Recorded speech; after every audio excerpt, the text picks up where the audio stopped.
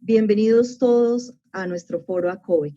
Para hoy es muy grato para mí presentar al doctor Mauro Berna, argentino, médico veterinario de la Universidad de La Plata, quien obtuvo luego su título como médico veterinario de Estados Unidos y fue reconocido por el Colegio Americano de Cirujanos Veterinarios. Posteriormente realizó su maestría en el área de terapéuticas y actualmente se desempeña como cirujano en el Centro Veterinario de San Isidro. Por su gran experiencia, por sus amplios conocimientos, es que hemos invitado hoy al doctor Mauro. Doctor Mauro, en nombre de ACOVEC y yo como presidenta, le damos la bienvenida y un agradecimiento enorme por su participación. Nuestros invitados son todos suyos, doctor Berna. ¿Qué tal? Buenas tardes. Muchísimas gracias por la invitación a ACOVEC, a todos los colegas de Latinoamérica que están representados ahí en los distintos nombres en esta filmina. Voy a comenzar compartiendo la pantalla.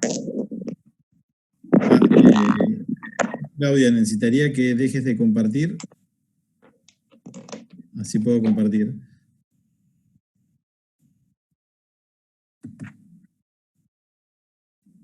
Ya no estamos compartiendo, doctor Mauro. Bien, perfecto. Bueno, antes que nada, nuevamente agradecer. La idea es, por la invitación del doctor Carlos Salazar, elegí un artículo, que casualmente este fue uno recientemente publicado hace unos 15 días, que habla sobre el manejo de disfagias postquirúrgicas por el grupo de Cornell. Es un equipo de trabajo que realmente respeto y admiro mucho, liderado por el doctor Duchamp, y me pareció una temática muy interesante para conversar. Obviamente es un enfoque, es una problemática que sufrimos los cirujanos, pero también es compartida por los clínicos, ya que van a enfrentar estos casos en el postoperatorio. Entonces, la idea es, yo voy desarrollando, mostrando el paper, el artículo y que se ha visto cómo han realizado todo, pero sí, el objetivo de esta charla es que sea un foro donde podamos ir intercambiando opiniones y puntos de vista y demás. Yo creo que he compartido ya el artículo y si algunos, todos han tenido o no la oportunidad de leerlo. Este es el artículo, fue publicado en marzo del 2020 por Lutke como autor, que normalmente es el residente, pero respaldado por Duchamp de Cornell. Y consiste en el manejo de la disfagia postoperatoria, tanto de la laringoplastía como de la aritenoidectomía. Un breve repaso de qué son estas cirugías. Bueno, la hemiplegia se usa, o es la cirugía que usamos de rutina para tratar estos casos, como el que estamos viendo en el video. Es una hemiplegia laringea, grado 4, el cartílago aritenoide izquierdo completamente paralizado. Obviamente hay grados inferiores donde la patología es menos severa, el cartílago está menos paralizado. Muy rápido sobre la técnica quirúrgica, consiste en reemplazar el músculo comprometido. El crico aritenoide dorsal se reemplaza con una prótesis, con una sutura no absorbible, o sea que funciona durante toda la vida, y se va a elevar a una posición fija. Ya la movilidad del cartílago está perdida, pero va a quedar elevada a una posición fija para evitar que colapse durante el ejercicio. Lo que sucede es que no puede cerrarse, no puede abducirse durante la deglución. Entonces lo predispone a presentar este tipo de patologías, de disfagia. Siempre se combina esta cirugía, la laringoplastía, con la remoción de los ventrículos, o también llamado ventriculectomía. Por ejemplo, esta es una imagen de un caso postoperatorio donde se le ha hecho la remoción del ventrículo, como vemos acá, con tejido fibroso, y acá no, en el ventrículo del lado derecho está normal. Los ventrículos son los sacros que están a ambos lados de las cuerdas vocales. Sino también lo que se puede realizar es la ventriculocortectomía, que es remover el ventrículo más la cuerda vocal, como se ve en esta imagen de la derecha. ¿Por qué se hace uno o lo otro? Bueno, la ventriculectomía y la ventriculocortectomía, la función que tiene es remover o minimizar el sonido que hacen. Se ha visto que la remoción del ventrículo con la cuerda vocal son más efectivos en sacar el sonido. Por eso muchos colegas usan las ventriculocordectomías, uni o bilateral, de un lado o de los dos. Y esto es básicamente lo que buscamos cuando en el postoperatorio, con la imagen de la derecha, que es el cartílago fijo, pero obviamente el derecho normal, con movilidad que puede cerrarse durante la deglución. Y el objetivo sería que cierre y obstruya el pasaje del alimento en un trabajo coordinado con la epiglotis, como vamos a ver. Pero bueno, eso es una breve reseña de la laringoplastía. Hola Mauro, perdóname, te interrumpo. Hola Carlos. ¿Cómo estás? Quería preguntarte si has visto, bueno, el artículo está hablando de la disfagia, y si has visto alguna relación entre si la ventriculocordectomía o solamente la ventriculectomía, alguna de las dos tenga mayor probabilidad de colapso laringio o de complicaciones como disfagia. Mirá, Carlos, básicamente en el artículo reporta que solo hacen ventriculocordectomía. Sí, es que grita re duro. Sí, me refiero a esa en tu experiencia. Mi experiencia. Sí. Hubo un tiempo en que hacía la ventriculocordectomía y tuve casos de disfagia, entonces volví a hacer la ventriculectomía solamente el ventrículo sin tocar las cuerdas vocales, y tuve uno o dos casos de condritis postoperatoria, y me entró la duda si traumaticé o la infección ascendió por la cuerda vocal, porque en el postoperatorio de los 30 a 45 días estaba bien y después se empezó a inflamar. Las causas pueden ser diversas, pero a partir de ahí decidí no ser lo menos agresivo con las cuerdas vocales y demás. Si mantenían un poco de sonido, no iba a ser el fin. Lo que quiero es que le entre el aire, que son realmente opero caballos de carrera, y que no tengan las complicaciones de disfagia o condritis, que es la otra preocupación. Acá solo hacen ventriculocordectomía en este Perdón, trabajo. Mauro. Sí, Pedro. Hola, ¿cómo estás, Mauro? ¿Cómo te va? Bien. Hola, Carlos y todos. No, solo quería agregar que yo en mi práctica ya hace creo que alrededor de 10 años, que hago cordectomía, siempre de un solo lado. Y no he tenido casos, por lo menos no han vuelto conmigo, casos de disfagia. En realidad tampoco cuando no hacía la cordectomía, o sea que no creo que, en mi caso por lo menos no encontré que tenga relación con la disfagia. Claro, no, y posiblemente sea así, Pedro. Lo que pasa es que frente al cuadro de disfagia que tuve, enseguida empecé a volver para atrás en cambios que estaba haciendo. Había arrancado de una manera, iba incorporando. Y tal cual. Nada. Hola, Mauro. Pedro, ¿cómo Sí, andas? José, ¿cómo te Hola, va? José. Yo tengo la misma experiencia tuya. También la hice 3 o 4 veces y uno hizo falsa vía, otro con tos persistente y la dejé de usar. Yo lo que hacía era ponía una suturaba la mucosa, no sé dónde la había leído, y bueno, ese caballo que hizo falsa vía hasta que no se reabsorbió el Vicryl de la mucosa, no dejó de toser. Después, por suerte, anduvo bien, pero no sé si ustedes suturan mucosa o solamente sacan la cuerda. No, saco la cuerda y ahí lo dejo. Bueno, sí. No sé dónde lo había leído yo, la técnica... Hola, ¿sí? José. ¿Cómo andas, Pedro? Bien. Yo las primeras cordectomías, o sea, como todos ustedes, voy agregando cosas, ¿verdad? Y me cuesta mucho cambiar. De manejo de hemiplegias laringeas en equinos postquirúrgicos, cuando los cartílagos se salen desde el cricoides y hasta la tráquea, solo cortan con cirugía. Estoy escuchando un montón de voces, no sé cuál seguir. Sí. Tengo que cortar, porque el de acá se sale, y esto se supone que no se tiene que salir. Eso es. José y Mauro, respondo un poco, no sé si me escuchan. Sí, yo te escucho perfecto. Bueno, perfecto. Mirá, yo las primeras cordectomías que hice me animé a sacar muy poco de la cuerda vocal, ¿sí? Porque, bueno, cambiar, ustedes saben que da mucho trabajo, ¿no? Cuando venís haciendo algo rutinariamente y te va relativamente bien, es difícil cambiar. Entonces, bueno, sí, por los trabajos se lee que tiene un porcentaje mayor de efectividad y evidentemente no hace tanto ruido. Pero les cuento lo que me pasó rápidamente. Empecé a sacar cada vez más cuerda vocal, a animarme a hacer mayor cordectomía y no las quería suturar por el hecho de no dejar un material, como dice José, dentro de la laringe, ¿no? Me asustaba un poco eso, aunque la técnica dice que hay que suturarlo. Y les cuento qué me pasó, y por eso lo sigo haciendo y hoy lo suturo. En algunos casos, vieron que siempre tenemos el temor de la fístula, ¿verdad?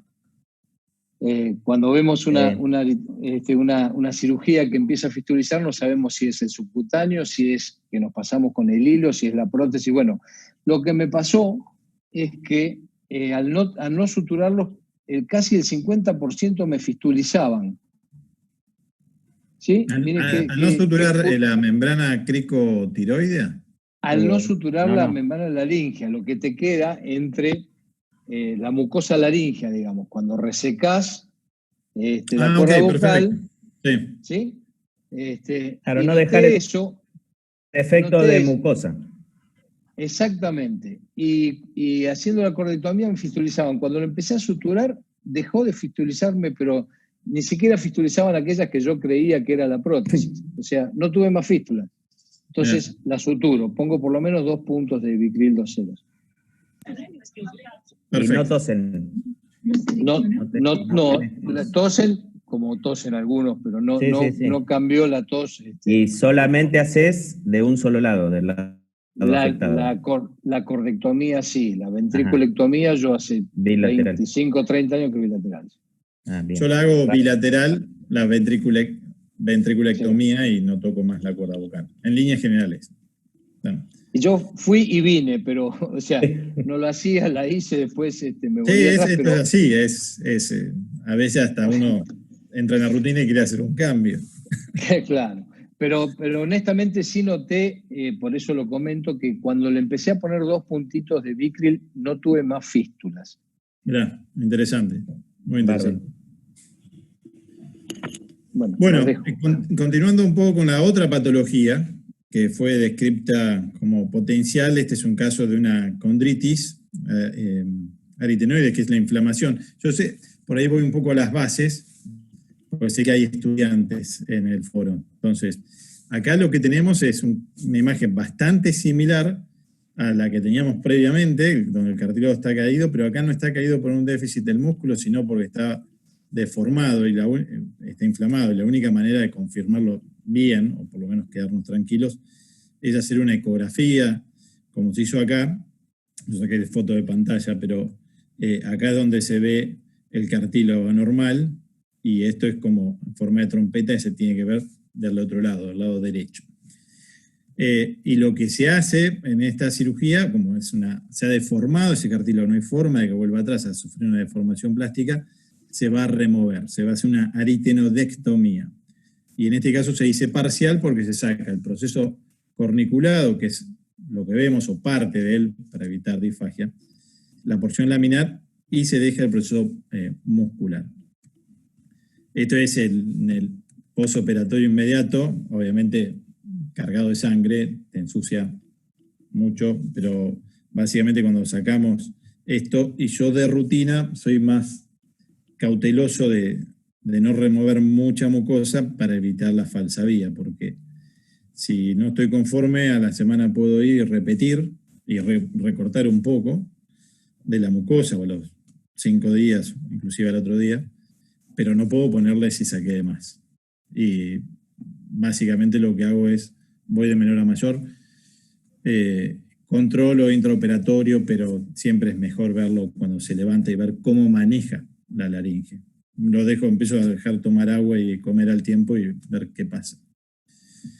Pero bueno, cualquiera de esas cirugías, una de las posibles complicaciones es la disfagia postoperatoria, se va a manifestar principalmente con tos y comida que sale muchas veces de la nariz, agua cuando toman. Cuando entramos y hacemos una endoscopía, podemos llegar, esto es una imagen de un libro, se ve material alimenticio. Acá en este caso puntual vemos que el cartílago está abierto de más, puntualmente, y al pasar hacia la tráquea vamos a ver saliva entremezclada con partículas de pasto y demás. Esto es la definición de que tenemos una disfagia laríngea. Bien, el artículo, siempre estoy haciendo mención a todo lo que menciona el artículo y podemos comentar algo, como venimos haciendo, alguna experiencia personal. La disfagia básicamente es una secuela postoperatoria o por un déficit en las estructuras laringeas, en la forma de la laringe, o puede ser secundaria a un trauma neuromuscular. La deglución es una coordinación de contracciones musculares y tiene que funcionar perfectamente para que no haga falsa vía. Si existe alguno de estos fenómenos, vamos a tener tos mientras come. ¿Yo sigo hablando o tiene alguna pregunta, Ricardo? No, gracias. Qué pena.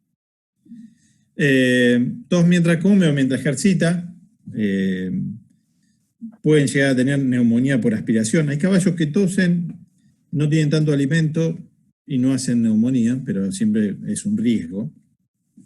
Y este es un punto muy importante, que se ha visto que los caballos que tienen contaminación traqueal tienen una altísima chance de tener luxación permanente del paladar blando, ¿no? Al principio se pensaba que era una cuestión neuromuscular, puede llegar a ser también, de la posición del daño neuromuscular que uno produce en la cirugía, pero se está considerando más seriamente que la irritación traqueal de la aspiración que está teniendo hace que la laringe se desplace más hacia caudal, más hacia la región cervical, y lo predisponga más a que luxe el paladar. Básicamente, cuando hablamos de deglución, hay 3 mecanismos de protección de las vías aéreas cuando el alimento pasa por la nasofaringe, orofaringe hacia el esófago. Uno es que se van... Perdona, Mauro, que te interrumpa. Ahí también se asocia el desplazamiento cuando tienen enfermedades respiratorias como pues, el asma equino, ¿no? Que aumenta la presión y entonces también se ha asociado ese desplazamiento no solamente a tener en la tráquea algún contenido, que es el caso de la disfagia aquí, pero también en algunos casos a enfermedades subyacentes que pueden estar subclínicas en el momento en que se está evaluando el paladar.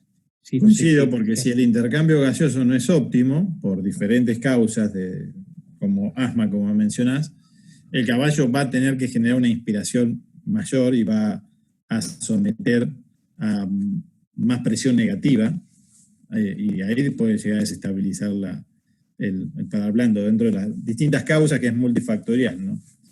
Pero sí, estamos de acuerdo. Pero bueno, hablando de deglución, por un lado tenemos que se produce una aducción de los aritenoides y de las cuerdas vocales en la línea media. Esto es posiblemente lo más importante. La epiglotis hace una reversión y contacta con los procesos corniculados durante la deglución, y hacia los costados de los pliegues aritenoepiglóticos se establecen los canales. Este es un video donde se instila agua, no es alimento, pero se instila agua, y vemos qué sucede en el momento por lo menos de la deglución de agua aplicada con el endoscopio. La idea es hacerlo en cámara normal y después ponerlo en cámara lenta para ver el movimiento.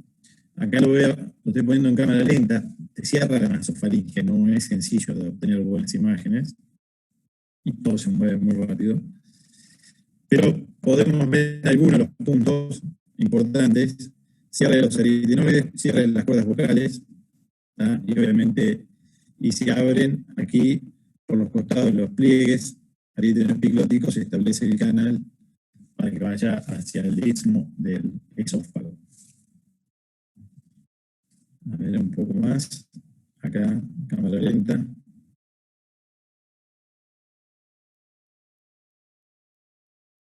Y ahí la epiglotis, no sé si alcanzaron a ver en ese momento, la epiglotis hizo hacia atrás, una retroversión y volvió, pero es un movimiento muy rápido que hace. Están cerrándose hacia la línea media los aritenoides y las cuerdas vocales. ¿El video se está viendo bien? Sí, bien. Sí, Perfecto. se está viendo bien. A ver Bien. si hay alguna interferencia en tu sonido. Se entrecorta. ¿En mi conexión? En tu sonido, sí. Pero por el video simultáneo. Bueno, porque tengo buena señal, a ver. Déjame No, ver pero un- es cuando pasa el video y vos hablas, se corta un poco. Pero cuando Ah, corta ok. está bien. Ok. No, pues señal tengo bastante. Bueno, este equipo que establece las posibles causas de disfagia asociadas a la cirugía. Uno, que hay un problema de al haberse removido los cartílagos aritenoides y los pliegues vocales, porque no se saca completamente, o los pliegues aritenoepigloticos, pueden afectar el movimiento 1 y 3, o sea, el cierre de los cartílagos aritenoides y el contacto con las cuerdas vocales, o la apertura de los canales laterales. Uno de ellos puede llegar a estar comprometido. Y en el caso de la fibrosis asociado a la cirugía, puede comprometer la retroversión de la epiglotis, lo que sería el segundo mecanismo. O sea, uno de estos posibles causas de la disfagia comprometería los mecanismos de deglución. O cualquiera de los tres al dañar la musculatura, los nervios motores y sensoriales que intervienen en la deglución, que es por el simple hecho de invadir la cirugía. Entonces, ¿cuál es la hipótesis que plantean en este artículo? Que se pueden resolver de acuerdo a tratando de restaurar la forma geométrica y la posición de la laringe, pero para eso tienen que determinar específicamente cuáles de esos problemas está. Y esto es lo interesante, no es que aplican por estándar, por lo menos, sino que intentan evaluarlo y en base a eso van a aplicar diferentes tipos de terapias. Van a investigar diferentes modalidades terapéuticas, o investigaron, y las complicaciones que cada una tuvieron. Bueno, juntaron casos clínicos, la revisión de casos clínicos, donde habían sido operados por laringoplastía, indicado acá como LP, o con ventrículo cordectomía, disculpen, uni o bilateral, o casos de aritenodectomía, y que presentaban disfagia. En total juntaron 38 casos en un periodo bastante largo, de unos 15 años, de 2004 a 2019. Esto es de la Universidad de Cornell y de una práctica privada que está cerca de la universidad, donde también trabajan los cirujanos de ahí. Lo que se hacía de rutina en esos animales que venían con disfagia, se hacía endoscopía en estación a todos los pacientes, donde se evaluaba si presentaba desplazamiento del paladar blando en forma permanente o no, que lo van a estimaron distintos grados, que lo vamos a ver a posteriori. Evaluaron si había un defecto en los pliegues vocales, si había una falta de movilidad del aritenoide derecho, y obviamente entraron a la tráquea y confirmaban, ¿no?, la presencia de contaminación grosera. Es la forma que lo evaluaron en estación. Con respecto a la luxación de paladar que veían, la clasificaban en 4 grados, siendo 0 el normal, que está perfectamente normal y después de tragar no luxa. El 1 y el 2 pasan a ser normal, obviamente va perdiendo la definición de normalidad del grado 2. El 1 es cuando es el típico que uno entra en endoscopio en la tráquea, cuando sale está luxado, pero el caballo traga 1 o 2 veces y ya lo reposiciona, eso es considerado normal. El grado 2 le cuesta un poco más, hace lo mismo, pero le cuesta más de 2 de actos de glutorio para acomodarlo. Y ya el grado 3 pasa a estar consistentemente luxado el paladar y no lo logra reposicionar. A veces se puede llegar a ver un poco la epiglotis en el grado 3, pero siempre se considera que está luxado. Entonces ese sí se considera persistente. Ayer, preparándome para esta charla, estaba justo en el hipódromo, agarré una cigua normal, no tenía una disfágica, y le saqué un video. Intenté hacer como describe la técnica, que es entrar por el hollar derecho, ponerse frente a la epiglotis y darle de comer pasto o grano. déjenme que les cueste mi experiencia con un N1 de ayer. Es bastante más complicado de lo que se lee. Por un lado, le tenés que sacar la mordaza, si no el caballo no va a comer. Nosotros siempre hacemos con mordaza, no lo sedamos porque necesitamos evaluar la función laringea, y mientras tenga la mordaza no son de comer. Entonces tenés que sacar la mordaza y ahí es cuando se quiere también sacar el endoscopio y tenés que andar peleando. No es tan sencillo, ¿tá?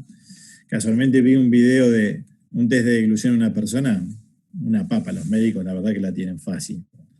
Entonces vamos a ver el video de lo difícil que es. Todo este movimiento que parece que la yegua va trotando, no, está queriéndose sacar el aparato. Y cabeceándome. Y después cuando deglute, obviamente te tapa toda la faringe, la epiglotis. Pasa un momento que no se ve tan claro. Pero este movimiento es ella cabeceando mientras yo estoy tratando de darle de comer y mantenerla. Pero sí se logran ver algunos movimientos interesantes. Esta yegua no tiene tos, no tiene disfagia, está entrenando normalmente. Lo que, como todo, hay que hacerse el ojo y mirar varios normales para ver cuándo es anormal. Ahí hace una retroversión de la epiglotis, me tapa todo y vemos, igual que vimos en el otro video, el cierre de los aritelenoides y de las cuerdas vocales muy bien. Casi se cierra completamente, mucho mejor que era con agua. Pero no es fácil. Yo creo que necesita siempre tiempo y práctica. Posiblemente tenga que entrar y verlo más de arriba, no tan cerca y demás. Pero dejo un poquito de correr el video sin hablar.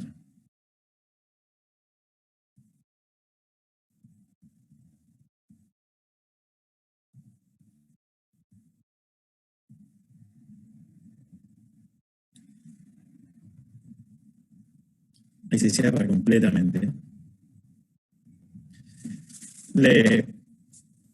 Le pregunté, yo tengo buena relación de consulta con Duchamp, y le dije, esto es dificilísimo, o sea que no era tan sencillo. Y sí, bueno, obviamente me explicaba que sí. Y una de las formas que a veces hacen es hacer una pequeña traqueotomía, ingresan por ahí y ven desde atrás el cierre de las cuerdas vocales. Y obviamente no tenés todo el movimiento. Interesante. Entonces, ¿qué evaluaron en el test de deglución? Es de ponerse frente a la laringe. Si había presencia o no de reflujo esofágico. Vamos a ver unas imágenes interesantes. No del paper, pero de otro artículo. La retroversión de la epiglotis, que en cámara lenta y con cierta posición se va a ver mejor. El cierre de los corniculados, que lo vimos. La posición de los pliegues vocales, que lo vimos. Y si había reflujo, y esto me marcó mucha importancia, que mire si hay reflujo desde el esófago hacia los canales laterales, o si cae desde ahí. Y se plantearon 3 alternativas de acuerdo a los tratamientos, de acuerdo a los diagnósticos que se vieron en la endoscopía. Uno es la remoción de la laringoplastía, lo vamos a ver. Otra es el tie forward, o el desplazamiento laríngeo craneal, donde se mueve la laringe hacia adelante. Y algo que es lo interesante de este artículo es la descripción del aumento del tamaño del pliegue vocal, del remanente de la cuerda vocal. Vamos de lo más común de explicar, que es la remoción de la sutura. Hay muchos caballos que vienen con abducción. Bueno, ¿en qué caso ellos sugieren hacer la remoción de las suturas y a la vez cuando uno ingresa remover las adherencias? En los casos de abducción excesiva o cuando hay reflujo esofágico. Por ejemplo, en esta imagen de la izquierda tenemos una abducción excesiva, el cartílago aritenoide completamente elevado, y puede ser una buena indicación de remover las suturas. Y si no, esta imagen es de este artículo donde observaron la incompetencia del esófago con reflujo de saliva que existía del postoperatorio después de las laringoplastías. Este es un trabajo ya publicado hace unos cuantos años. más allá de la úlcera que tiene acá en el cartílago. Pero lo que quería mencionar, básicamente rápido sobre esta técnica, se puede hacer, normalmente lo hemos hecho cuando creemos que está abierto de más, que tiene una reducción excesiva. Los planos obviamente están fibrosos, es más complejo, sangra un poco más, definitivamente, pero siempre lo hemos podido hacer. No lo hice, no, a ver, préndeme. No, pues se está poniendo oscuro. No lo pude hacer en una yegua que había tenido una infección y se ve que generó tal fibrosis que me fue imposible abordar el techo de la laringe. Lo interesante es que hay casos que me han tocado que uno le hacía endoscopía y tenía una posición óptima, no estaba muy elevado, pero tenía disfagia. Y ya solo el hecho de entrar y sacarle las adherencias y sacar la sutura, normalmente con eso en muchos casos lo resuelve.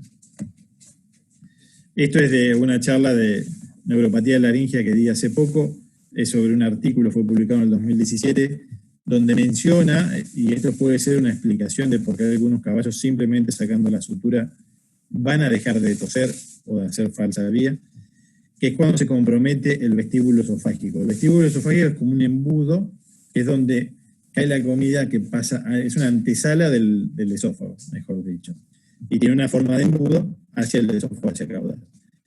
El tema es que, desde el punto de vista quirúrgico, este vestíbulo visto de lado está muy cerca del proceso muscular. De esta manera, si no tomamos la precaución, al pasar la sutura por el proceso muscular, podemos tomar la adventicia, no necesariamente perforarlo, pero tomar la adventicia, y eso va a dificultar el proceso de deglución y puede generar disfagia. O si hay un proceso inflamatorio, está a milímetros de él, entonces lo puede llegar a adherir y producirle alteraciones en la deglución. ¿En qué casos se sugiere el tie forward, que es el desplazamiento laringio-craneal? En aquellos que tenían la imposibilidad de revertir la epiglotis completamente y que se observaba que había una fibrosis alrededor, subjetiva, ¿no?, alrededor de la laringe. El principio es que teóricamente tiene una fibrosis y no le permite que en el momento de trabajar, por ejemplo, no le va a permitir desplazar la laringe hacia adelante, y de esa manera le va a permitir que siempre esté luxado. Muy brevemente, ¿en qué consiste la cirugía tie forward? En reemplazar este músculo, que es el tiroideo, y fijarlo desde su punto de origen al basioides, desplazando la laringe. Esta es la epiglotis, este es el cardiotiroides, desplazándolo hacia adelante por encima del paladar blando. Es para otra charla esta técnica, y está bien descrita en todos lados. Pero esto posiblemente lo interesante del artículo, porque fue la principal terapia, después vamos a ver, que han realizado, y con buen éxito. Es el aumento del tamaño del pliegue vocal, o del remanente de la cuerda vocal, no se saca el 100%. ¿Y cuándo hacían esta terapia? Cuando existía un déficit estructural del pliegue vocal que llevaba a que no haya un contacto entre los remanentes de las cuerdas vocales. O sea, y normalmente, cuando le falta al lado izquierdo, porque efectivamente levantamos el cartílago, el lado derecho tendría la capacidad de pasar la línea media y cubrir ese déficit, ¿no?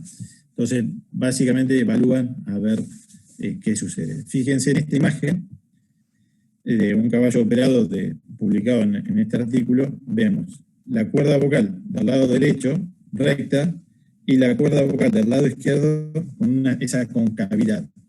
Ese déficit estructural, ahí le marco con una línea que se ve mejor. Y en una captura de pantalla en el momento del video, notan que a pesar de que hay un movimiento del aritenoide derecho, que es normal, y el izquierdo está fijo, hay un déficit de unión entre las cuerdas vocales que coincidiría con esta zona, que le hace un efecto de gap, de orificio por el cual se filtraría. Entonces, lo que hacen como técnica quirúrgica para aumentar, brevemente lo describo acá, lo hacen en estación, en estación, usan ellos detomidina, butorfanol, acá la detomidina es extremadamente cara, usaríamos silacina y butorfanol. Ponen la cabeza extendida en un soporte dental, o lo cuelgan del bozal de la manga si tienen el soporte. Lo interesante es esto: ponen entre 100 y 200 centímetros cúbicos de lidocaína para desensibilizar la laringe y la nasofaringe a través del endoscopio. Me pareció un volumen bastante considerable, pero anestesian bien todo. Después, obviamente, pelan, desinfectan la zona ventral, ponen un poco de anestésico en el subcutáneo, con lidocaína a nivel de la membrana cricotiroidea, y van a entrar con una aguja espinal, obviamente guiado con endoscopía, una cono rosa, 18G de 3 pulgadas y media. A través del espacio van a llegar al aspecto ventral de la cuerda bucal, está anestesiado, y van a avanzarla hasta la parte proximal. Ahí van a preparar el producto que le van a inyectar, lo vamos a ver a posteriori, y a medida que van inyectando, van retirando a medida que retiran la aguja, van inyectando, descargando el producto, el agente sintético, que el objetivo es aumentar el tamaño de ese pliegue bucal para no tener el defecto. Así, esta era la imagen anterior. Esto es como queda en el postoperatorio inmediato, como rellena, se hace más gordo el pliegue de esta manera, ¿no? Complicaciones realmente han tenido pocas, mencionan dos nomás. Una es que a lo largo de mucho tiempo, meses, salió parte del producto, en este caso es polimetacrilato, metilmetacrilato, PMMA, que se salió, y en otro le pusieron demasiado, posiblemente al principio, sin tener tanta experiencia, cargaron demasiado y en parte le obstruyó la entrada de aire más ventral. Entonces, lo que sugieren es no cargar demasiado, sino que repetirlo a lo largo de los días, en caso que no sea óptimo. Mauro, Sí. no es el mismo que se usaba para el acrecentamiento epiglótico, ¿no? Acá Porque tengo la venía en respuesta. una jeringuita. Mirá, la escribí para vos. ¿Qué materiales sintéticos han usado? Piensen que esto viene del 2004 al 2019. O sea que al principio usaban un producto y fueron modificando. Antes usaban teflón, que era lo que se usaba para darle rigidez a la epiglotis, inyectándolo por abajo, es lo que dice José, que inducía una reacción granulomatosa. Pero mencioné que no se estaba consiguiendo. Después inyectaron ácido hialurónico. Me imagino que el efecto debe ser muy transitorio del ácido hialurónico. Va a estar un ratito y después no va a estar más. Menciona hidroxiapatita, pero no hace ningún comentario puntual. Donde más trabaja es en el polimetilmetacrilato, el PMMA, diluido. El punto es este: es cemento que se fragúa bien el polvo y el líquido, uno los mezcla, hace una reacción exotérmica. Es ese rosado, el líquido del catalizador y se hace más rígido. Entonces, el polvo ese rosado es. Depende de la marca, pero es el polvo que viene con el líquido de diferentes marcas vienen. Por eso no sé si es rosado. Yo el que conozco es blanco. Sí, Santiago. Hola, doctor. Doctor Bernal, yo soy Santiago. Bueno, yo soy residente acá en Cornell en cirugía y pero qué placer. A ver. Hacemos hartos, pues, hacemos bastantes, la verdad. La respuesta del PMMA que usamos es blanco. Y en cuanto a agregar a lo que acabas de decir, algo importante es, lo que hemos dado cuenta es, en cuanto a la lidocaína, usamos un gran volumen porque desensibilizamos todas las vías nasales primero para el endoscopio, para que no moleste el caballo. Bien. Y porque movemos mucho la aguja. Lo que hacemos con la aguja entre el espacio entre la mucosa y el espacio submucoso para abrir espacio para que el PMMA se pueda esparcir. Claro. Si lo pones en todos los sitios se te devuelve. Claro.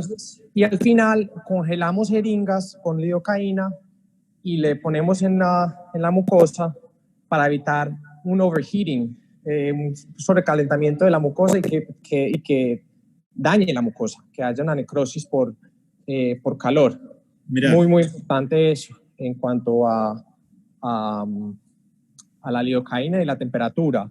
Y el volumen varía. Y muchas veces no sacamos la aguja de una para evitar que haya riegue del PMMA entre los planos de la aguja. Entonces muchas veces dejamos la aguja y tenemos una jeringa también preparada que usamos para testear qué tan duro se está poniendo y en qué momento retirar la aguja. Perfecto. Pues, ¿qué hacemos? Sí, la verdad es un placer, Santiago. Casi que podría seguirlo vos la presentación, yo te voy moviendo. Pero muy bueno, porque me aclaraste dudas que yo decía, ¿por qué usan tanto volumen y demás? Voy a hacer una pequeña mención. Estuve hablando con gente acá, la marca comercial de cemento óseo que se consigue en la Argentina, pero sé que se está exportando, es una fábrica, son los principales productores de cemento óseo acá en Argentina, pero sé que lo exportan, por eso lo menciono. La marca es Subitón, entonces yo llamé al gerente el veterinario que está en la parte de ventas, y me mencionaba lo que decís, cómo hacen con la reacción exotérmica, porque puede producir un daño de la cuerda vocal. Ahora que decís que le meten lidocaína congelada o fría, es un punto muy interesante, que no estaba en el artículo, Santiago. Sí, bueno. Tu charme está lleno de trucos y no comparte siempre todos sus trucos. Pero otra cosa que te digo, sí. hay que tener mucho cuidado en cuando tú que hablas de los volúmenes grandes, si son volúmenes grandes en cuanto a lidocaína, hay que tener mucho cuidado que no vaya a la tráquea la lidocaína. Porque se absorbe mucho. Se absorbe y hemos tenido caballos que han colapsado por absorción de lidocaína o sobredosis de lidocaína. Claro, pues mucha cantidad y si se absorbe rápido es un tema. Entonces hay que tener cuidado que los caballos no estén tragando la lidocaína. O bueno, yéndose para la tráquea. Perdón. No, ideal. Sí, Pedro. No, que me llamó esto la atención de la lidocaína. Cuando hacemos atrapamientos epiglóticos, yo los hago con el gancho a través de la cavidad oral, pero primero deposito lidocaína en la laringe, ¿sí? A través del canal de biopsia del endoscopio. Sí.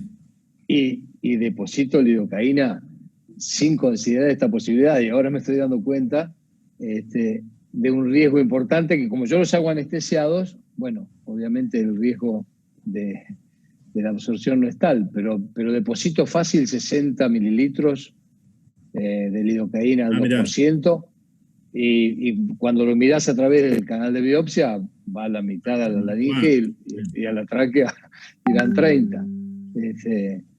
Pero bueno, lo voy a tener en cuenta, qué buen detalle. O sea, no lo había tenido en cuenta esto, que la lidocaína en la tráquea producía tanto daño. Sí, yo le pongo 20, pero sí, para que no me trague cuando estás manipulando la zona, definitivamente, por más que esté anestesiado. Claro. Bueno, sigo comentando lo del artículo y Santiago puede entrar las veces que quiera para ir comentando estos mini detalles que obviamente no están puestos. A ver, lo que sugiere es usar la mitad de concentración, la relación entre polvo y líquido, para que se mantenga lo más fluido. Hay diferentes tipos de polimetacrilato, tipo 1, tipo 3, y que se usa para cifoplastía.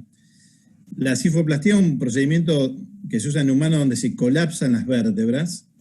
Entonces hay diferentes métodos, pero uno de ellos es, usan estos productos, se expande y le inyectan este cemento óseo que es casi en estado líquido. Entonces ellos me decían posiblemente esto sea una buena opción.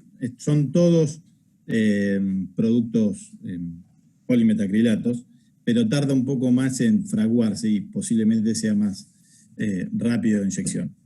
Le mandé el artículo, me dio la marca que usan allá, no la recuerdo, pero posiblemente es como que lo importante es esto, que hay bastantes opciones y hay otros más líquidos que los que usamos muchas veces en ortopedia, que se endurece más duro, más rápido.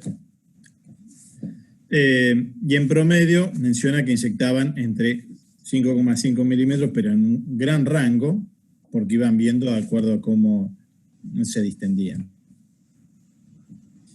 De posoperatorio, sulfas por 7 días, Esto bien rápido. Antiinflamatorios no esteroides por 3 días y menciona que retorna al ejercicio a los 7-10 días post-inyección. Obviamente lo evalúan a las 24 horas, uno por evidencia clínica, a ver si está con tos o no, está haciendo falsa vía, y hacen una endoscopía para ver, lo importante es si reinyectan y repiten la endoscopía de deglución, si hay que hacer otro procedimiento más. Cuando uno evalúa en casos retrospectivos, tiene una gran diferencia a la hora de analizar los datos con estudios donde uno prueba una medicación y que tiene los tratados, los controlados y demás. Entonces, siempre hay un cambio evolutivo a lo largo del tiempo en cuanto a terapéuticas. Definitivamente ellos trataron 38 caballos y fueron modificando sus tratamientos, pues fueron aprendiendo y como todos nosotros, vas cambiando a lo largo de 15 años, vas mejorando tu técnica.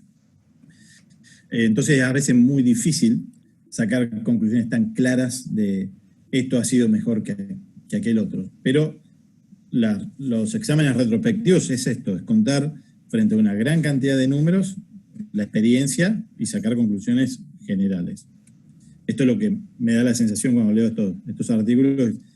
Pongo acá la imagen porque ellos ponen el chart de todos los casos de la evolución de los 38, obviamente en 2 partes, donde van a ver qué cirugía tuvo antes, qué grado de abducción tenía, ahora lo vamos a ver, si tenía luxación de paladar y en qué grados, qué era lo que evaluaron en la endoscopía, cómo lo trataron inicialmente. Y un tema interesante, fíjense al principio, cómo enseguida iban a remover las suturas y hacían un montón de diferentes cirugías, y a medida que pasa el tiempo y pasa su experiencia, es como que han hecho casi exclusivamente, vemos hasta abajo, el aumento de la cuerda bucal, el incremento del tamaño de la cuerda bucal. Es lo que probablemente mejor le ha ido, y en la mayoría de las veces no han repetido, básicamente responden muy bien al primer tratamiento. Ahora lo vamos a ver un poco con estadística, pero la tendencia es como que dejaron de hacer varias terapéuticas y están haciendo casi exclusivamente esto. Corregime, Santiago, si me equivoco, pero me da la sensación que están confiando mucho en esta terapéutica. Sí, la verdad sí Duchamp les da el ejercicio, el caballo que se va con tos y vuelve básicamente a los 30 días, sigue tosiendo, generalmente vienen por bulking, nosotros llamamos el bulking procedure, y sí, es casi que un outpatient, el caballo entra y se va el mismo día. Claro. Y la verdad que se ve mucho, nosotros hacemos un examen, creo que en el paper lo mencionan, yo no me leí el paper completo, pues, pero les damos comida y identificamos cuál es el área donde están filtrando alimento, y esos son los áreas que hacemos el target para aumentar la cuerda vocal. Sí, eso lo mostré anteriormente y mencionaba que ayer grabé un video intentando replicar lo que menciona y realmente no me fue fácil porque se mueve, indudablemente es ajustar la técnica como todo, pero el énfasis era decir, no es que entras, le da de comer y tenés una imagen clara, o sea, se mueve, es bastante, por lo menos lo vi así, que era bastante complicado. Pero bueno, ya le tomaremos la mano. Con respecto a los resultados demográficos, la mayoría de los caballos que vinieron, porque posiblemente está asociado a la cantidad de cirugía que hacen, la principal eran, en el 76% de los casos, habían tenido laringoplastía, 29 casos, y 24% de los casos habían tenido aritenoidectomía. La mayoría eran sangre pura de carrera, porque principalmente por lo que se opera. Un 20%, un poquito menos del 20% eran caballos de warm blood, de salto, y un 1%, 3%, un solo caballo de trote. No sé por qué, porque también sufren de hemiplegia. Por ahí la cantidad de casos no es tan frecuente allá, es más frecuente la sangre pura de carrera. Esto es interesante, la duración de los signos. que en promedio, con un gran rango, a los 5,5 meses lo trataron, desde que se operó hasta que vino a la consulta por esto y que se hizo la terapéutica. Pero bueno, lo que menciona Santiago de que si al mes vuelven y están con disfagia, ya directamente hoy lo están abarcando. Como veíamos el chart de los casos, van a ver que a medida que pasa el tiempo, esa se va a ir moviendo a tratarlo antes. Como han visto que es poco invasivo, no es que tienen que anestesiarlo de vuelta como cuando querés sacar la sutura y demás, es una buena medida para hacerla, como él menciona, en cirugías programadas rápidas tipo outpatient. Con respecto al grado de abducción, esto es interesante, un breve comentario, hay una escala de 5 grados, puse los 3 más relevantes, que es la escala de Dixon, que evalúa el grado de abducción postoperatoria. El grado 1, cuando se ubica el aritenoide izquierdo en 90 grados, el grado 2 cuando está entre 50 y 80 grados de abducción, y grado 3 cuando está en 45 grados. Menciono estos 3 grados porque son los que fueron presentados en estos casos, porque ellos evaluaban el grado de abducción, es una correlación retrospectiva. Lo interesante es que con uno cuando piensa disfagia, quedó demasiado abierto. Fíjense estos números, solamente un caballo, o sea, el 4%, digo 4%, pero estadísticamente tendría que hablar solamente, porque no es un valor tan grande, pero un caballo solo con un grado 1, o sea, una abducción excesiva. La mayoría de los caballos, 16 caballos, con un grado 2, que tiene una gran ventana ahí para ubicarse, pero normalmente es lo que muchas veces buscamos. Y un grado 3, hay un 30%, 8 caballos presentaban un grado 3, que uno lo mira y dice, ¿cómo puede estar haciendo disfagia? Bueno, porque la causa puede ser otra, no solo la abducción o la sutura y demás, como después lo demuestran. Con respecto a la luxación de paladares, aquellos que tenían grado 3, recuerden que eran los que persistentemente tenían el paladar blando luxado, lo presentaban el 45% de los casos que habían tenido laringoplastía, pero casi en el 88%, 7 de 1, de los que habían tenido aritenoidectomía. Se ve que tenían más contaminación y más inflamación a nivel traqueal que le producía esta luxación. Pero este punto es importante porque fíjense la cantidad de caballos que pueden fracasar, donde uno los opera, van a las pistas, siguen haciendo ruido de acuerdo al cuidador o no están dando bien, y posiblemente la aritenoide esté bien puesto, en una buena posición, pero esté luxando el paladar por esta inflamación crónica. Entonces es algo a tener en cuenta cuando uno hace una evaluación postoperatoria, si está luxado, considerar la contaminación traqueal. Los tratamientos, esto un poco se me complicó para sacar este cuadro, pero para simplificarlo puede haber un pequeño margen de error porque no todos recibían un solo tratamiento, hay algunos que recibían una combinación de ellos. Entonces, para poner una forma que sea más gráfica para todo el mundo, pero en líneas generales, el 82% recibió solamente inyección de aumento de la cuerda vocal. Un 15%, 6 caballos, a lo que se les removió la sutura y se removió las adherencias. Y a uno solo se le hizo un tie forward. Con respecto a los que se le hizo el aumento vocal, de la cuerda vocal, el 70% resolvió después del primer tratamiento. Y hay un 30% que requirió de 2 o más tratamientos. Pero fíjense, acá lo desglosé un poquito, estos 10 casos, para no hablar tanto de porcentaje, siendo volúmenes números tan chicos. De los 10, 6 al segundo tratamiento, 2 más al tercero, o sea, ya estaba. Y después quedaron estos que no responden nunca, al cuarto y tuvieron que hacerle el tie forward junto con el cuarto. Pero en líneas generales podemos decir que la mayoría fueron recibiendo este tratamiento con una muy buena respuesta, 70% casi en la primera instancia, y el resto, digamos, 15% restante en la primera, segunda y tercera. Pero esto es lo que nos interesa, como veterinarios que atendemos caballos de carrera, o por lo menos lo que les interesa al cuidador propietario que nos llama y nos paga. Que es el resultado deportivo a largo plazo. De ellos solamente obtuvieron data de 33 disponibles. Hay gente que a veces uno pierde dónde está el caballo, nadie sabe dónde está, no se puede obtener esa información. De estos 33, eran 38 originales. A 29 se le había hecho el aumento de la cuerda vocal, uno en tie forward, 2 se le sacó las suturas y uno tuvo la combinación del aumento de la cuerda vocal con tie forward. Con respecto a los de la principal terapéutica, los de aumento de cuerda vocal, el 76% había corrido igual o mejor de lo que venía haciendo.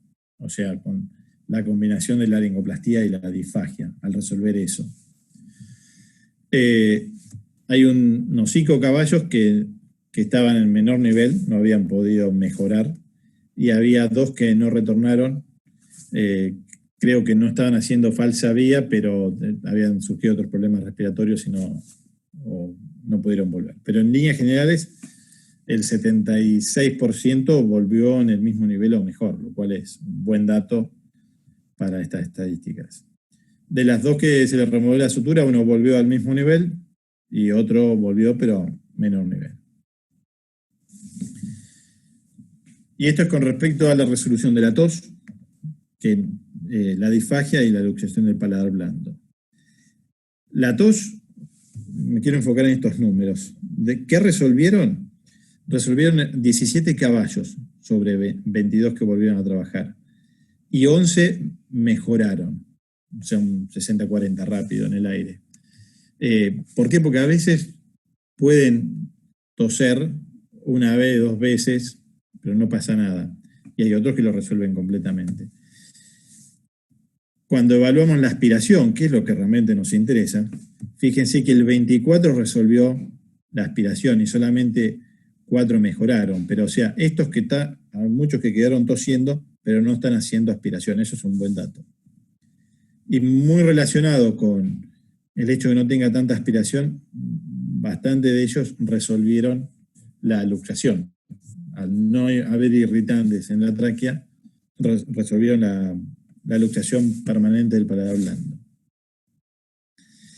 En conclusión de este artículo, la disfagia es una secuela desfavorable de la cirugía y el 86% de los caballos presentados con disfagia fueron exitosamente tratados al usar una combinación de tratamientos, pero en la mayoría fue el aumento del pliegue vocal, del tamaño, al modificar la posición de la laringe y la función. Bueno, acá estamos, terminé de evaluar este paper. Me gustaría tener sus opiniones y que conversemos y aprovechar que está el colega de Cornell, que nos cuente un poco más de sus experiencias. Hola. Doctor, qué pena, es que estoy acá con una laceración y estaba escuchando desde lo lejos. ¿Cuál es la pregunta? No, si tenías algún comentario que hacer, no sé si escuchaste todo. Escuché parte, el final me entretuve acá estructurando una cosa, pero no, me perdí el final. Está bien. Qué pena. Bueno, ¿algún otro comentario de los colegas? Voy a salir de Stop Share, así compartimos. Mauro, yo mientras alguien genera una pregunta, me gustaría que comentáramos algo sobre este concepto. No sé cómo te ha ido a vos o a José, que es el otro cirujano que conozco que está aquí en la charla, con las aritenoidectomías. Obviamente por condritis aritenoidea.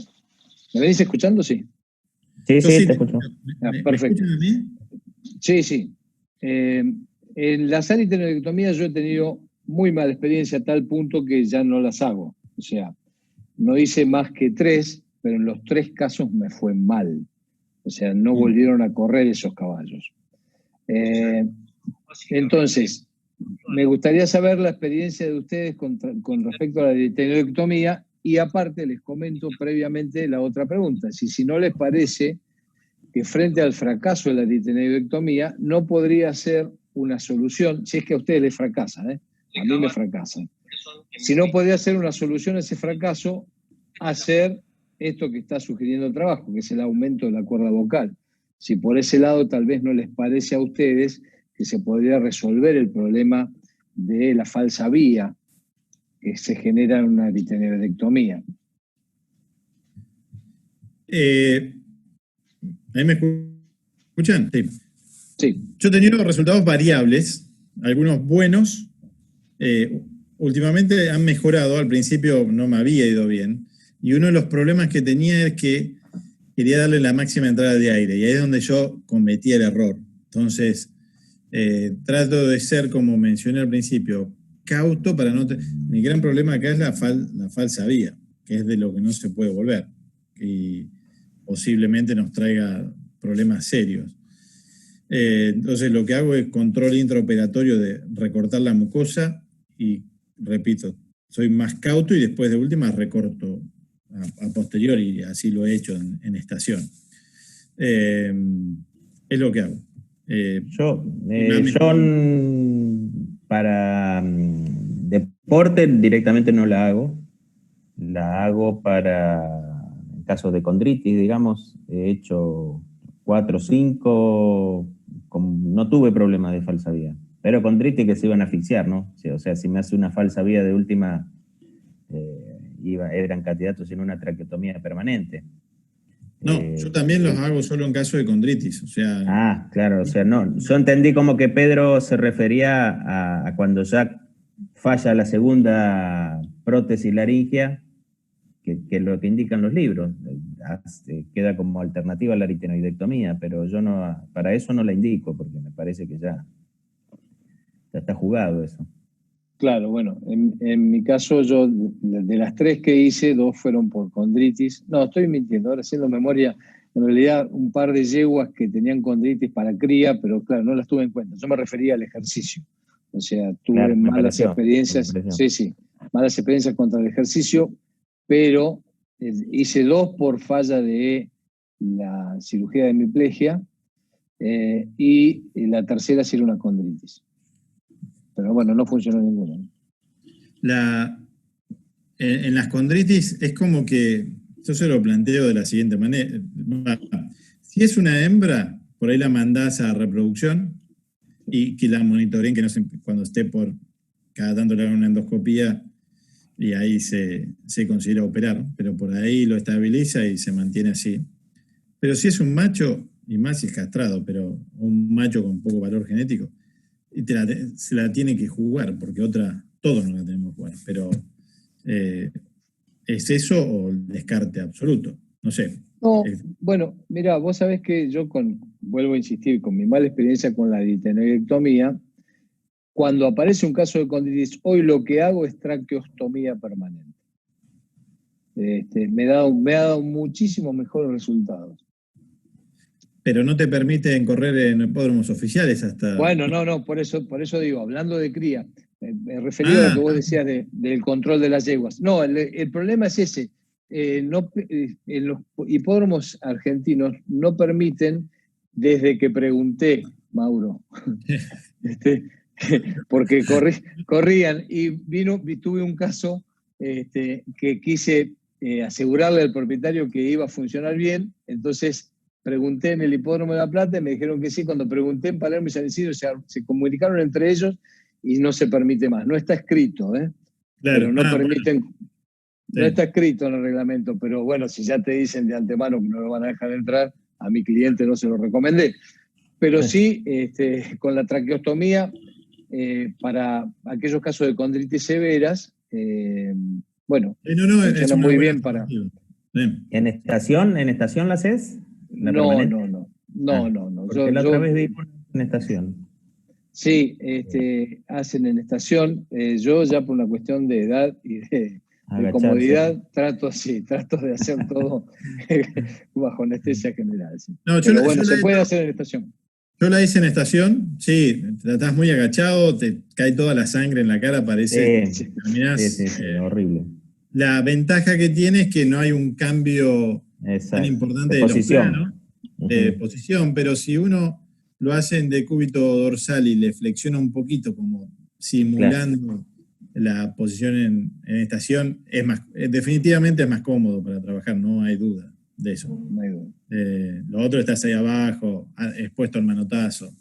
Es lo mismo pasa con todo lo que es cirugía abajo, ventriculectomía y eso en estación. La otra vez lo hablábamos con Diego Quinteros. Estás incómodo, realmente estás incómodo. Yo los volteo. Quiero acá, hablando de aritenoide, mira, a ver, voy a compartir lo que hacemos de rutina, que esto es en base a la recomendación de un autor. ¿Cómo hacemos para recortar la mucosa? Lo vamos guiando por endoscopía. ¿Cómo hacemos cuando estamos resecando la mucosa? Yo estoy trabajando por la laringotomía, ¿no? Y tengo un asistente entrando con el endoscopio, y ahí lo estoy agarrando. Acá por ahí no es tan claro, pero la estás agarrando y tenés una perspectiva de cuánto más mucosa le podés sacar. Doc, discúlpeme, no estamos viendo el video. Si nos está mostrando el video, no podemos ver. ¿Por qué será? Sí, el tema de la mucosa para mí, en las condritis, unas condritis fiera que se están asfixiando, ¿no? Las que he hecho, cuesta mucho porque no encontrás ahí granulomatoso, muchas veces con fístulas, ¿viste? Yo no lo suturo, ¿eh? Yo levanto la sutura. Lo que estoy hablando de la mucosa del proceso corniculado, que es lo que me va a defender de la falsa vía y de la inflamación. Que viste que hablan de abrir y suturar después la mucosa. No, sí, es para renegar. Está todo adherido, todo pegado, ¿viste? Sí, tenés que sacar en bloque, sangran algunos, me han sangrado un montón. Pero, por ejemplo, a yeguas que no tenían que volver a correr, que eran madre, le sacaba el proceso laminar y no cortaba la mucosa del proceso corniculado, la dejaba íntegra. Y le hacía la endoscopía y parecía una hemiplejía, cuerda caída. Pero se le iba Exacto, por lo menos para la falta de ingreso de aire, y no lo tocas y no hace nada de falsa vía. Pero obviamente en un caballo de carrera le tenés que sacar. Y ahí es donde está el balance tan difícil de recortar. La tentación siempre es recortar más. Y después te arrepentís. Me pasó varias veces. Bueno, ¿alguna otra pregunta, consideración? El artículo creo que está a disposición de todos, ¿no, Carlos? Sí, lo pasaron. Sí. Sí, de pronto escuchar a Santiago si tiene alguna cosa adicional que no hayan publicado en el artículo, alguno de esos trucos que se guardan. No, yo creo que en el artículo se publica la gran mayoría. En realidad lo único que hacemos diferente es obviamente enfriar las vías respiratorias postoperatorias, y muy importante, una de las cosas que Ducharme hace más énfasis es la aguja no puede estar muy cerca a la mucosa, porque inclusive así controles la reacción térmica. Si tienes una capa muy delgada entre la mucosa y el PMMA, vas a erosionar la mucosa y vas a tener infección y una fístula y un problema. Y generalmente una vez inyectas, casi que es producto terminado. Generalmente nosotros no volvemos a inyectar. Si te quedó faltando, es rara vez que hacemos más inyecciones en el mismo sitio. Y en cuanto a la aritenoidectomía que ustedes hablan, la verdad no tengo muy poca experiencia. Nunca he visto una. He hablado mucho con Ducharme de eso, pero él no las hace y en realidad nunca lo he visto hacer una. Entonces no tengo opinión al respecto. Solo que a él no le gustan y él haría solo en un caso muy extremo. Una condritis muy severa, pero generalmente no las hace. ¿Y qué hacen en los casos de condritis? Depende. Muchas veces esos caballos, hemos tenido caballos que que hemos hecho demasiados procedimientos, desde tiebacks, que desarrollan condritis, pero a la final sus caballos terminan retirados. No, yo creo que todavía no ha encontrado una solución a ese problema. Si tienen problemas en cuanto a la respiración, que están, como hablan ustedes, que las vías están ocluidas, ahí sí las hacemos, pero generalmente la vida deportiva de sus caballos es bastante limitada ya. Se haría para una yegua madre o para un caballo retirado o algo que lo quieran salvar, pues, por ese, pero no para deportistas generalmente. Yo personalmente no lo he visto hacer ninguna, personalmente. Y ya en el tieback, sí, es otro tema para otra discusión, pero sí tiene bastantes trucos. Ahora estamos haciendo mucho, todos los tiebacks ponemos unos posts, que es como un tornillito en el proceso muscular, para pasar la sutura, evitar el desgarro de la sutura con el cartílago, con el proceso muscular. Es bastante interesante. Estamos haciendo, él hace eso y está, no sé si lo va a patentar, pero está trabajando en eso. Ustedes también, Santi. ¿Cómo estás, enano querido? Hola, Luqui. ¿Cómo estás, hermanito? Todo bien. Bueno, escúchame, después ya hablamos por WhatsApp más tranquilo, que hace tiempo estoy tratando de contactar, pero ustedes aparte hacen todos los tiebacks parados, ¿no, enano? Sí, y acá en este Cornell, en Ruffian, en donde estaba el año pasado, hacemos caballos de carreras más que todo, pero acá en Cornell hacemos mucho standardbred, pues caballos trotadores y draft horses, caballos de tiro. ¿Y les hacen la ventriculocordectomía parado antes del tieback también? Sí, generalmente los caballos llegan, premedicamos generalmente es Banamine, Flunixin, penicilina procaínica, gentamicina, y a los caballos que no son draft horses les damos dexametasona, 20 miligramos. Los caballos entran a la área de cirugía parados, se les pone lidocaína en las vías nasales, en la faringe y laringe, y con láser, hacemos ventriculecordectomía del lado izquierdo y ventriculectomía del lado derecho, no hacemos cordectomía del lado derecho. Y la razón de Ducharme para eso es que él dice que cuando quedan dos áreas de tejido expuesto, pueden formar cicatriz o pueden formar adherencias. Entonces no le gusta. Y la ventriculecordectomía del lado izquierdo, cuando estaban buscando, haciendo la resección de la musculatura de las cuerdas vocales, hace una incisión como en V. El primero hace una incisión horizontal, después un corte vertical y después cuando tiene el músculo vocalis expuesto, hace otra incisión medio horizontal, hace una especie de V para que se retraiga en vez de hacer una incisión totalmente horizontal. Es de pronto es difícil explicarlo, pero él modifica su técnica muy, muy seguido. Sí, hay un paper muy bueno, que es más, te engancho para que lo discutas en este foro, Santi, vos estando ahí con Ducharme, sobre el standing, sobre el tieback parado y sobre la ventriculecordectomía con dos incisiones, como la describió él. Sí, y ya después de eso, el caballo se va para la pesebrera, viene otro para la laser y después básicamente se les dan 30 minutos para que drenen la sangre y ya después entran otra vez a cirugía para el tieback. En ese proceso hacemos unos o dos láser de caballos y ya después entramos a los tiebacks. Generalmente todos son parados. No he hecho ningún tieback con Ducharme acostado. Y otra de las formas es que él dice que cuando están acostados, mirar la posición, que para mí es de los puntos más claves del tieback, es cuál es la posición ideal, porque el grado 1, un Dixon 1, un Dixon 2 puede ser bueno para un caballo, pero puede ser lo peor para otro caballo. No sabemos a cuál le va a funcionar el 2, el 3, no sabemos.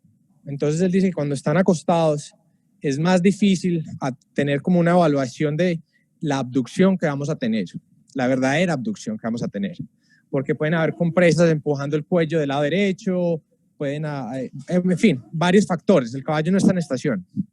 Entonces él ajusta el grado de abducción dependiendo del caballo. Y obviamente lo que nosotros creemos, no sabemos a cuál va a funcionar. Y ya dependiendo de esto, los caballos se van y al siguiente día, si tosen, hacemos una endoscopía para ver aspiración. Si no tosen, no se les hace endoscopía y se envían a casa, y si en la casa siguen tosiendo, entonces se traen nuevamente y se les hace el bulking procedure. Si es necesario, pues hacemos muchas veces otra endoscopía, hacemos el examen de deglución, y dependiendo de eso vamos haciendo organizando el tratamiento para cada caballo. Interesante, Santiago, y saludos, doctor Berna, muchas gracias por su charla. Mi nombre es Guillermo Cardona. Yo en este momento estoy en el New Bolton Center y qué interesante esos cambios un poquito en el manejo. Nosotros ese tipo de procedimientos los dejamos 24 horas y casi que en un 100% de los caballos hacemos un postoperatorio, una endoscopía postoperatoria. Entonces, de resto del proceso que describía Santiago, muy similar, pero el doctor Parente sí hace, creo que si no es un 100%, es un número muy cercano de sus procedimientos bajo anestesia. Bajo anestesia. A minor pact. Nosotros en Ruffian hacemos endoscopía al siguiente día, o hacíamos, bueno, yo ya no estoy en Ruffian, pero allá se hacían endoscopías al siguiente día y evaluamos casi todos los caballos que se les hacía el tie back. Acá es diferente, es un poquito diferente, pero allá sí se hacía endoscopía al día siguiente, generalmente. Interesante. Perdón, Santiago, yo tengo dos preguntas. Una que me causó curiosidad es por qué no dexametasona los draft. Porque utilizamos una dosis demasiado pequeña, inclusive tendría que calcularla, usamos 20 miligramos y generalmente es muy estándar, 20 miligramos por caballo, pero en los draft hubo un caballo que le dio laminitis y nunca pudimos saber qué le causó la laminitis a este caballo después del tieback. La única asociación que tuvimos fue la dexametasona, entonces la culpamos a la dexametasona por algún proceso metabólico que no pudimos comprobar. Entonces Ducharme desde ese caso y era un caballo valioso, desde ese caso no usamos dexametasona. Inclusive él tiene varias recetas para el throat spray, que es el que usamos después de las cirugías, y los caballos que tienen draft no se les pone corticosteroides en el throat spray tampoco. Ok, y la otra pregunta era, dices que es una sola inyección del polimetilmetacrilato y sí, normalmente pues con eso se quedan, pero en el artículo hablan que el volumen varía desde 5 mililitros hasta 18. Hacemos pues es un rango bastante amplio para que con una sola aplicación, o sea, ¿cuál es el parámetro que ven para estar seguros que ese ya fue el volumen? Más que todos, hacemos 6 jeringas de 13 ml cada una, o 3 centímetros de PMMA. Inyectamos estas jeringas. Tenemos una foto de la endoscopía previa al bulking y la usamos subjetivamente para medir el nivel de aumento que le vamos a hacer a cada caballo. ¿Tiene sentido? Okay, entonces sí. O sea, van inyectando de a 3 y más o menos comparando con la imagen previa hasta donde... Entonces ya Ducharme dice, yo creo que ahí, o dame una más. Pero el primero se gasta mucho el tiempo en la posición de la aguja, en el espacio, y él hace como una leve disección con la aguja donde quiere que el PMMA vaya. Él simplemente no la pone ahí, él hace una leve como disección y para cubrir las áreas que él quiere. Y una vez, entonces lo que hacemos, dejamos siempre una aguja. Sí, dejamos siempre una jeringa sin usar, y ese es como el testing para ver qué tan caliente se está poniendo y qué tan frío está. Perdón, qué tan thick se está poniendo. Duro. Y ya ahí, pero bueno, yo los dejo que tengo que cuántas cirugías ya. Un abrazo a todos y muchas gracias, doctor Berna. Lucas, gracias, un abrazo. Santiago. Gracias, Santiago. Chao. Abrazo, Santiago. Chao, Nano, nos hablamos. Chao. Bueno, Carlos, Claudia, No sé si hay alguna otra pregunta, algún otro colega. Parece que no. Muchas gracias por los aportes, gracias por la guía de esta discusión. Mauro. Bueno, doctor Berna, si no hay más preguntas de los asistentes, yo quiero agradecerle enormemente en nombre de ACOVEC su participación hoy, su generosidad en compartir todos sus conocimientos. Ahora internamente hablábamos con los de la Junta de ACOVEC que nos sentíamos como en una sala de cirugía oyendo a todos estos grandes expertos compartir sus experiencias. A usted mil gracias y a todos los participantes, muchas gracias también por sus aportes. Y pues espero que haya sido una tarde placentera de muchos conocimientos. Un saludo para todos y recuerden que desde ACOVEC estamos luchando por ser un gremio más fuerte, más unido y que trabajemos como hoy por el fortalecimiento de nuestra profesión y su práctica. Muchas gracias a todos.